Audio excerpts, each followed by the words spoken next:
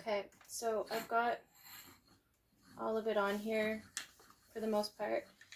Hopefully you can see that I'm just sort of letting it go up the spindle. I've reached my little end. And again, you're just going to lay the fibers over top of each other when you're using little bits like this, or I'll do that as well if I'm going between different colors, if I want to sort of do a 2-ply yarn that's like a bunch of different colors. But yeah, you can see how this works just so great when you are just watching a movie. It's relatively quiet. We were going to work on making a kick spindle, and now I'm like, I'm not as excited about it. I'm sure we'll get there one day, but I'm like, I just like to sit and spin. I'm not as worried, and especially since I can't go to the farm right now because of COVID. So I'm like, I'm glad we had that one last day where I could get my sit and spin down. And again, this is just a prototype, so we've got a couple kinks. I was using it just on a straight dowel before. We hadn't glued it on or anything like that. I just wanted to see purely if I would like it, and thought that I would reuse the dowel if I ended up hating it to make other spindles that I would like, or the kick spindle. But other than the fact that I want a bit of a heavier bowl, and again, this, now that I've got the end actually sanded, because there was finally a nice day, my boyfriend finally got the sander back, it's not as bad. It doesn't seem to travel as much. But I think I do want to have a little bit more of a point on the end. So it's not that much different, it's just a different movement.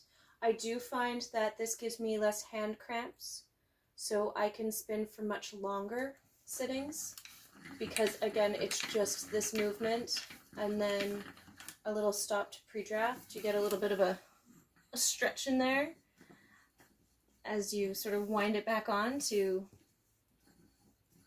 give your fiber, where you're actually spinning is here, whereas your fiber storage is down at the bottom.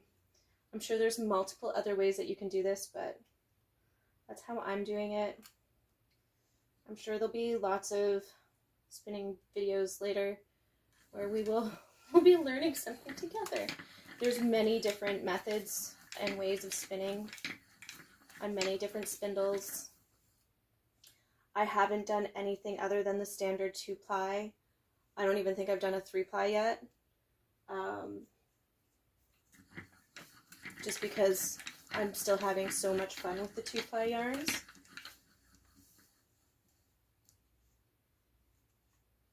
But again, this is perfect for if you need a lot of something. I have an entire braid that's just these different greens. I want from Stitch Noir Fiber Art. I want to say that it is BFL.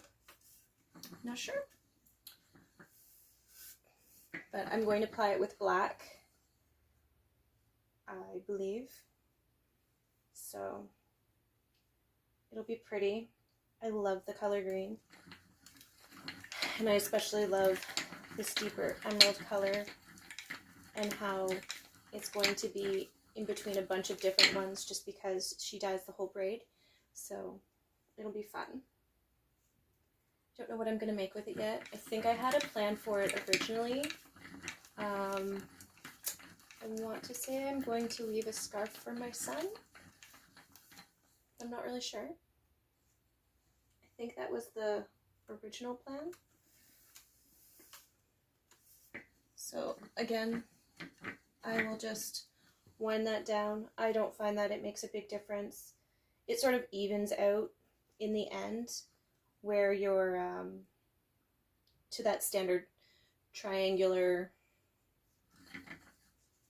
sort of fiber storage, but in the beginning I find that it's a little bit lumpy and I don't have a problem with that. Oh. Again, just lay them on top of each other.